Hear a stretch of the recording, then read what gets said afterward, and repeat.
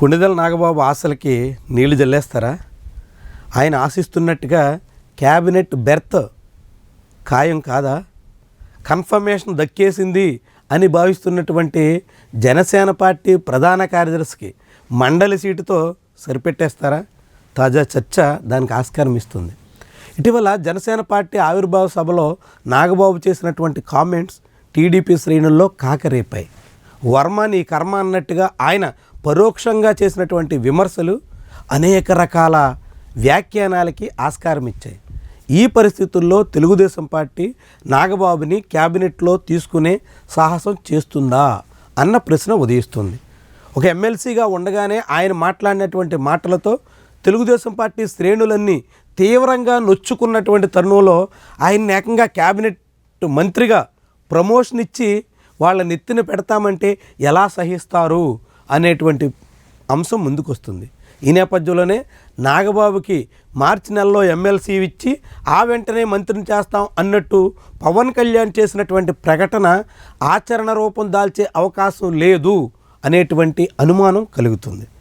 దీన్ని మరింత కాలం తాత్సార్యం చేయడం కోసమే నాగబాబుకి మంత్రి పదవి ఇవ్వకుండా కాలయాపన చేసేటువంటి లక్ష్యంతోనే తెలుగుదేశం పార్టీ ఆయన కామెంట్ చుట్టూ వివాదాన్ని రాజేస్తుందా అనేటువంటి సందేహం జనసేన శిబిరంలో మొదలైంది. నాగబాబుకి మంత్రి పదవి ఇస్తే తెలుగుదేశం పార్టీ శ్రేణులు సహించరు అనేది 2024 డిసెంబర్లో చంద్రబాబు ప్రకటన చేసిన నాడే కనిపించింది. ఇప్పుడు ఆ ప్రకటనకు తోడుగా నాగబాబు చేసినటువంటి కామెంట్స్తో కాక మీద ఉన్నటువంటి టీడీపీ శ్రేణుల్ని మరింత రెచ్చగొట్టేటువంటి ప్రయత్నం చంద్రబాబు చేస్తారనేటువంటి అంచనా ఎవరిలోనూ లేదు. దాంతో నాగబాబుకి మంత్రివర్గంలో అడుగుపెట్టే అవకాశం కోసం మరికొంత కాలం వేచి చూడక తప్పని పరిస్థితి ఏర్పడుతుంది. మరి దీన్ని జనసేన సహిస్తుందా?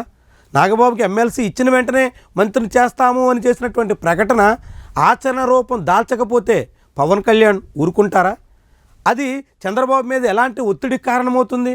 ఒకవైపు నాగబాబుకి మంత్రి పదవి ఇవ్వాలంటూ జనసేన నుంచి వచ్చేటువంటి ఒత్తిడి, రెండో వైపు నాగబాబుని క్యాబినెట్లో తీసుకోవద్దు అంటూ టీడీపీ శిబిరం నుంచి వస్తున్నటువంటి ఒత్తిడి, ఇరువైపులా వస్తున్నటువంటి ఒత్తిళ్ల మధ్య చంద్రబాబు ఎటు మొగ్గుతారు? ఎలాంటి నిర్ణయం తీసుకుంటారు? ఎటు అనుకూలంగా వ్యవహరిస్తారు? ఇది చాలా ముఖ్యమైనటువంటి అంశం. తెలుగుదేశం పార్టీ శ్రేణులు ఇప్పటికే అనేక అంశాల్లో అధిష్టాన వైఖరితో అసంతృప్తిగా ఉన్నారు.